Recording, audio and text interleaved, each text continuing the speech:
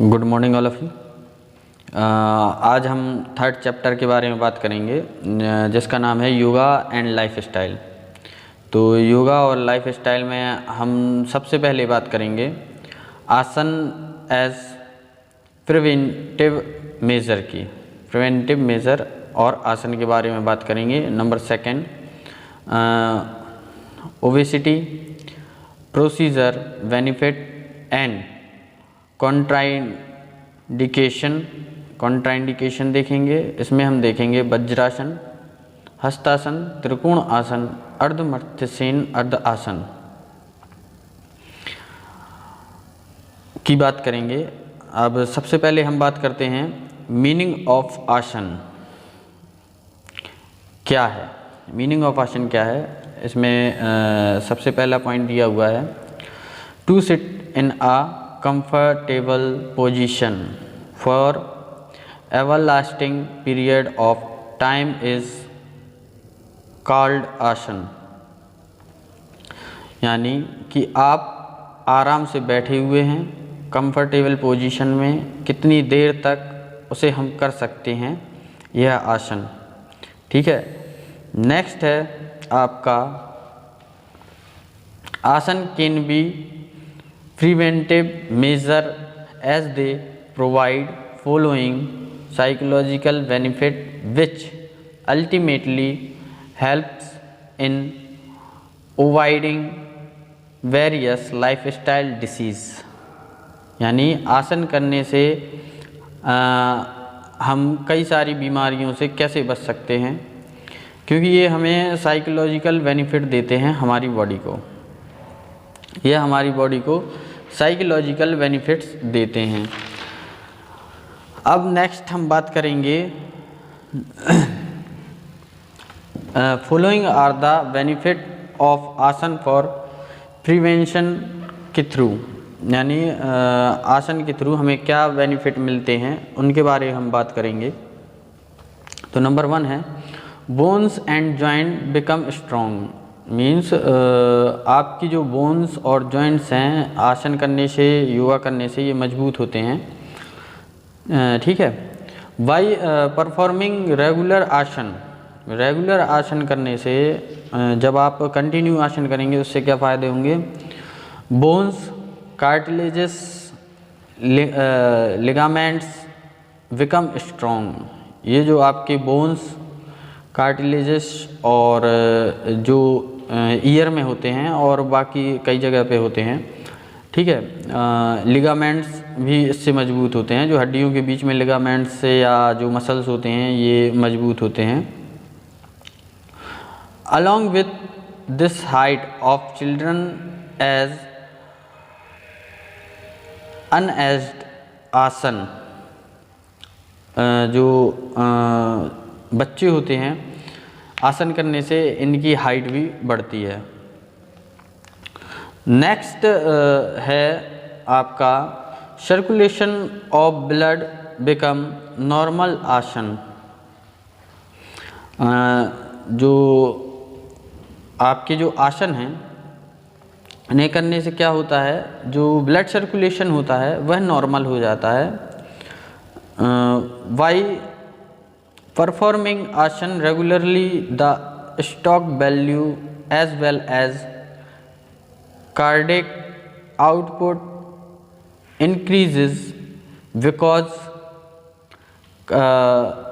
cardiac muscles start working more strongly and efficiently। Regular आसन करने से क्या होता है कि ब्लड कितना अंदर आ रहा है, जा रहा है, जो उसका स्टॉक है वो कितना आ रहा है, कितना जा रहा है, और जो कार्डिक मसल होती हैं और वो भी ज़्यादा मजबूत हो जाती हैं। ठीक है। और जो ब्लड सर्कुलेशन है become proper and blood pressure normalisation and stabilise. यानी जो आपका ब्लड सर्कुलेशन होता है वो प्रॉपर हो जाता है, यानी सही तरीके से हो जाता है। ठीक है। और जो भी ब्लड प्रेशर होता है नॉर्मल हो जाता है और एक स्टेबल फॉर्म में आ जाता है। यानी आसन करने से आपका जो ब्लड प्रेशर है वो एक स्टेबल फॉर्म में आ जाता है। नेक्स्ट टॉपिक की हम बात करेंगे ओबेसिटी।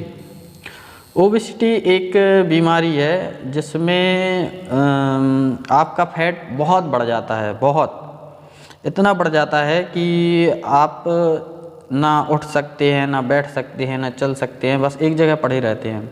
आपका वेट इतना बढ़ जाता है। आप नीचे एक इमेज देख रहे होंगे, ठीक है, उसमें देखिए कि कितना वेट बढ़ जाता है आपका या फैट बढ़ जाता है, ठीक है। तो हम जानेंगे ओबेसिटी क्या है। ओबेसिटी वो कंडीशन है किसी भी बॉडी को जो फैट का अमाउंट होता है, यानी फैट का बढ़ना, जैसे अभी हमने आपको बताया, ठीक है। एक्टिव लेवल भी बढ़ जाता है, यानी बहुत ज़्यादा बढ़ जाता है उसका लेवल, ठीक है, जिससे फैट बहुत होता है। नंबर सेकंड जो सबसे बड़ी कॉज होती है ओबेसिटी की वो है पुअर लाइफ स्टाइल। यानी जो पुअर लाइफ स्टाइल है आपकी, यानी कि पुअर लाइफ स्टाइल को हम बोलेंगे जो सबसे ख़राब हेल्थ होती है, यानी जैसे कि कई बीमारियां, ठीक है ना, आप लोगों को घेर लेती हैं, तो वो पुअर लाइफ स्टाइल होती है, ठीक है ना। और इसकी ओबेसिटी की वजह से तरह तरह की हेल्थ प्रॉब्लम भी हो जाती हैं, ठीक है। इसकी वजह से तरह तरह की हेल्थ प्रॉब्लम होती है। नेक्स्ट अब हम बात करेंगे आपका प्रिवेंशन मैनेजमेंट की बात करेंगे। तो इसमें हम बात करेंगे नंबर 1 प्रिवेंट करने के और मैनेज करने के ओबेसिटी को, ठीक है ना। ओबेसिटी को कैसे प्रिवेंट या मैनेज किया जाए, तो रेगुलर एक्सरसाइज जो नहीं करते हैं, जो रेगुलर एक्सरसाइज नहीं करते हैं, तो आपको ओबेसिटी की प्रॉब्लम हो सकती है। तो रेगुलर एक्सरसाइज क्या करती है, वो आपको ओबेसिटी जो एक बीमारी है उसे दूर करने में मदद करती है, ठीक है। आपको ओबेसिटी से लड़ने की और रेगुलर एक्सरसाइज करने के साथ साथ, आप अगर रेगुलर एक्सरसाइज कर रहे हैं और उसके साथ साथ आप इवनिंग को यानी शाम को घूमने जाएं या मार्केट जाएं, ठीक है ना, और टहलने जाएं, तो उससे क्या होता है कि जो आपकी कैलोरीज होती हैं वो भी बर्न हो जाती हैं, ठीक है। जब भी आप लोग फ्री होते हैं, या तो कई लोग टीवी देखते हैं, ठीक है, या इंटरनेट वर्क करने लगते हैं, या कंप्यूटर पे गेम खेलने लगते हैं, इसकी जगह अगर वो एक्सरसाइज वगैरह या कोई गेम फिजिकली गेम खेलें, तो उससे उन्हें ये बीमारी नहीं होगी और ये उन सब बीमारियों से दूर रहेंगे। नेक्स्ट अब हम बात करते हैं आपकी प्रोसीजर ऑफ बेनिफिट वज्रासन, यानी हम बात करते हैं वज्रासन की। तो आप देख रहे हैं आपके सामने एक इमेज है वज्रासन की। जो ये वज्रासन की पोजीशन है, हम उसके बारे में आपको बताते हैं, ठीक है। आप इस वज्रासन में आप घुटनों के बल बैठ जाइए, ठीक, और बैठने के बाद जो आपके पैरों के पंजे हैं, जो आपके जो पैरों के पाम होते हैं, वह ऊपर की तरफ दिखने चाहिए, ठीक है, और जो टो वगैरह है वो ज़मीन से टच होनी चाहिए, ठीक, और जो आपके दोनों हाथ हैं वो घुटने पर होने चाहिए और स्ट्रेट बिल्कुल सीधे बैठे हों आप, ठीक है। ये पोजीशन होती है आपकी वज्रासन की। इससे बेनिफिट क्या है, इससे बेनिफिट ये है कि जैसे आपके बैक पेन है, ठीक है, तो इससे बैक पेन सही हो जाएगा। याददाश्त कमज़ोर है तो याददाश्त बढ़ जाएगी, ठीक है ना। मेंटल स्ट्रेच यानी दिमागी स्ट्रेच जो होता है वो कम हो जाएगा, ठीक है। जैसे हार्निया या पाइल्स की प्रॉब्लम है उससे वो ठीक हो जाएंगी, ठीक है ना। यानी ये इसमें हेल्पफुल है इन सब बीमारियों में। और यह आसन किन किन को नहीं करना चाहिए, जैसे जिनको जॉइंट पेन हो, जॉइंट पेन मतलब घुटनों में दर्द, शोल्डर्स में दर्द हो, उनको ये आसन नहीं करना चाहिए। जिन्हें स्पाइनल कॉलम, यह एक बीमारी होती है स्पाइनल कॉलम, तो उन्हें भी ये आसन नहीं करना चाहिए, उन्हें ये वज्रासन नहीं करना चाहिए। अब नेक्स्ट हम बात करेंगे नेक्स्ट आसन की, हस्तासन। हस्तासन के बारे में हम बात करेंगे। तो आप ये इमेज देख रहे हैं कि आपको हस्तासन कैसे करना है, ठीक है ना। इसमें हम बिल्कुल सीधे खड़े हो जाएंगे, अपने पैरों के बीच में थोड़ा सा गैप देंगे और बिल्कुल शोल्डर के अकॉर्डिंग खड़े होंगे, ठीक है ना। और दोनों पैरों के बीच में बराबर का गैप होना चाहिए। दोनों पैरों के बीच में क्या होना चाहिए, आपका बराबर का गैप होना चाहिए। और हाथ ऊपर की तरफ अपन बिल्कुल स्ट्रेच ले जाएंगे, बिल्कुल सीधे ले जाएंगे ऊपर की तरफ, ठीक है। और जो आपके पाम हैं वो एक दूसरे के सामने बिल्कुल होने चाहिए, यानी जो आपकी बॉडी है वो पूरी स्ट्रेच होनी चाहिए और जो आपके हैंड्स हैं वो पूरे स्ट्रेच होने चाहिए और पाम एक दूसरे के सामने होने चाहिए। इससे बेनिफिट क्या है, यह पूरी बॉडी को स्ट्रेच करता है। जब आप बिल्कुल स्ट्रेच ऊपर हाथ करके खड़े होंगे तो यह आपकी पूरी बॉडी को स्ट्रेच करेगा, ठीक है। डाइजेशन को इम्प्रूव करेगा, यानी जो आपकी डाइजेशन प्रॉब्लम है उसको इम्प्रूव करेगा, ठीक है। बॉडी पोस्चर, जो बॉडी पोस्चर है उसको भी इम्प्रूव करेगा। ब्लड सर्कुलेशन इंक्रीज़ होता है, इससे ब्लड जो सर्कुलेशन होता है वो इंक्रीज़ होता है।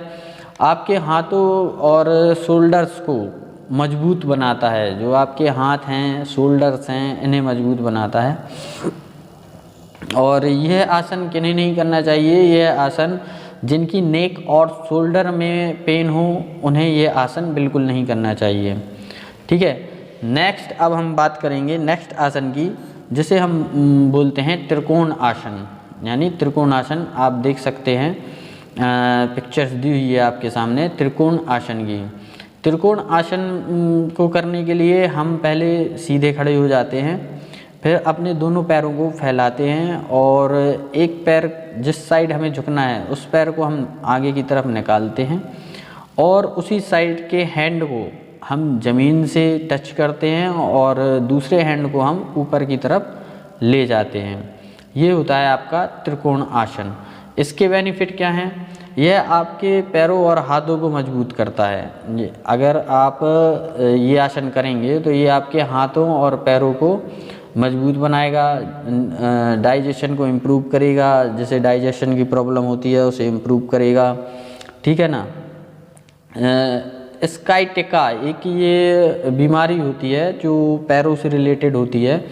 तो ये जो बीमारी होती है या बैक पेन होता है, यह उसके लिए भी बहुत लाभदायक है, इससे बहुत बेनिफिट मिलते हैं, ठीक है। और ये लंबाई बढ़ाने के लिए अच्छा है, जिनकी लंबाई नहीं बढ़ती है उनको लंबाई बढ़ाने के लिए अच्छा है और ब्लड सर्कुलेशन को भी बढ़ाता है। और ये आसन किन्हें नहीं करना चाहिए, जिन्हें सर्विकल प्रॉब्लम होती है ना, सर्विकल एक बीमारी होती है, अगर जिन्हें ये प्रॉब्लम है उन्हें ये आसन बिल्कुल नहीं करना चाहिए। और नेक्स्ट इसके बाद हम बात करेंगे अर्ध मत्स्येन अर्ध आसन की। अर्ध मत्स्येन अर्ध आसन जो है इसको कैसे करेंगे, पहले हम बिल्कुल पैरों को फैला के स्ट्रेट बिल्कुल सीधे बैठ जाएंगे, ठीक है ना। पैरों को फैला के सीधे बैठ जाएंगे, फिर लेफ़्ट लेग को मोड़ेंगे और राइट लेग से उसको क्रॉस करेंगे, ठीक है ना। राइट लेग से उसको क्रॉस करेंगे, जैसे आप पिक्चर्स में देख रहे हैं कि लेफ़्ट लेग को मुड़े हुए हैं और राइट लेग से उसको क्रॉस किए हुए हैं। और फिर एक हाथ पीछे की तरफ और जिससे अपन ने क्रॉस किया है उसके अंदर से एक और हाथ दोनों पीछे जाके जॉइंट कर लेंगे, ठीक है। ये होता है आपका अर्ध मत्स्येन अर्ध आसन, ठीक है ना। इसके बेनिफिट क्या होते हैं, बैक मसल्स मजबूत हो जाती है। जब आप पीछे की तरफ पूरा मुड़ेंगे तो जो बैक मसल होती है वह मजबूत हो जाएगी। डाइजेस्ट करने में हेल्प करेगा, जैसे डाइजेशन की प्रॉब्लम है, खाना सही से डाइजेस्ट नहीं हो पाता है, उनके लिए हेल्प करेगा। जिन्हें लीवर की प्रॉब्लम है उनकी लीवर की प्रॉब्लम को दूर करेगा, ठीक है। ये ये जो आसन है ये किन्हें नहीं करना चाहिए, जो प्रेग्नेंट लेडी होती हैं उन्हें ये आसन नहीं करना चाहिए, और जिन्हें हाइपोथायराइड की प्रॉब्लम है, हार्निया की प्रॉब्लम है, वो कर तो सकते हैं, लेकिन जब किसी डॉक्टर या सलाहकार से सलाह लेके तब ये आसन कर सकते हैं।